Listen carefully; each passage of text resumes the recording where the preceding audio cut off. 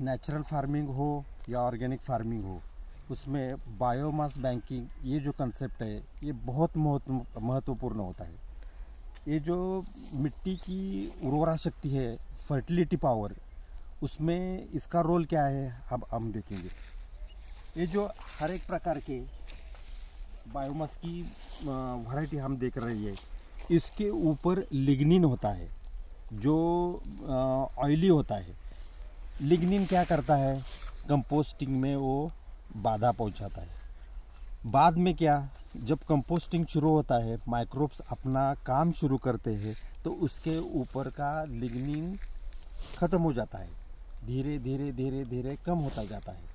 इससे इसका जो ऊपर का कलर है वो ब्लैक हो जाता है, और ये पूरा जब ह्यूमस बन जाएगा तो मिट्टी के अंदर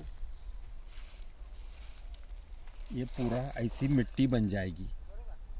इसका और CN रेशो यानी कार्बन और नाइट्रोजन का रेशो कितना रहता है, 1:20, 1:30।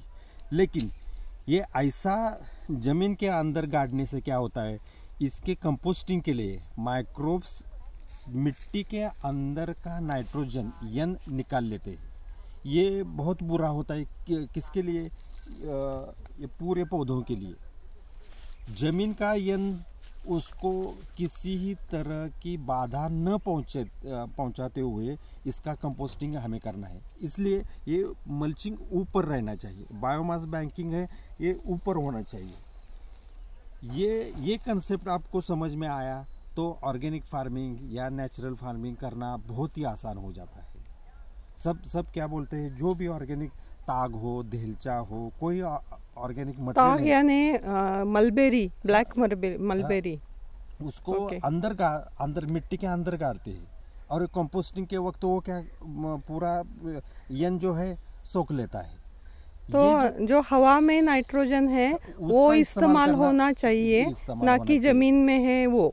इसके साइंटिफिक एरोबिक और अनएरोबिक जो भी है वो एरोबिक होना चाहिए। सीधा सीधा हमारे बॉडी को इस्तेमाल करें तो जो भी पेट में हो, जो भी डाइजेस्टिव हो रहा है वो जो बिगड़ जाएगा, तो उसका जो बहुत ही बुरा बास आता है इसका। हाँ। तो वो जो स्मेल है वो बुरा क्यों आता है, तो वो अनएरोबिक कंपोस्टिंग हो जाता है। पेट में जो डाइजेस्टिव है अनएरोबिक हो जाता है। एरोबिक हो जाएगा तो उसका जो स्मेल है वो बुरा नहीं आएगा। अच्छा, यानी जो प्रकृति में हो रहा है वो अपने शरीर के अंदर भी वैसा ही सेम हो रहा है। जो भी है वो उसका रिलेशन, मिट्टी हम है या पौधे है या कोई प्राणी है, इसकी पूरी जो एक लाइफ चेन जुड़े हुए हैं कि हम अपने को इस पौधे में देख सकते हैं, अपने को इस प्रकृति के हर एक पक्षी प्राणियों के बीच में अपने को देख सकते हैं। इसलिए जब प्रकृति के आप पास जाओगे तो ये पौधे हैं, ये मैं हूँ पौधे, और मेरे बीच में कुछ नहीं रह जाता। एक मेला वननेस तैयार हो जाता है। कब हो जाता है कि ये नहीं, ये मेरे लिए है, इसके लिए, पक्षियों के लिए, सबके लिए है। कैल्शियम चाहिए, इसके भी लिए चाहिए, मुझे भी चाहिए, पक्षियों के लिए चाहिए, प्राणियों के लिए चाहिए। ये सूरज जो है वो सिर्फ क्या, ये हरा भरा वनस्पति ले लेते हैं। मेरे सेल की सिस्टम ऐसी नहीं है, उनके सेल की सिस्टम ऐसी है, इसलिए ये पूरे स्वयंभू है और ये हिल नहीं सकते। हम क्यों हिल रहे हैं, तो हमको ये सब खाना जो है वो चाहिए। खाना ढूंढने के लिए हम चल रहे हैं, और ये क्यों नहीं चल रहे, तो इनके पास पूरी वो बहुत अपने आगे, मानव के आगे बहुत डेवलप है, उनकी सिस्टम सेल्फ है। अपना खुद का जो भी अन्न है, जो फूड है, वो अपने आप वो बनाते हैं, हम नहीं बना सकते।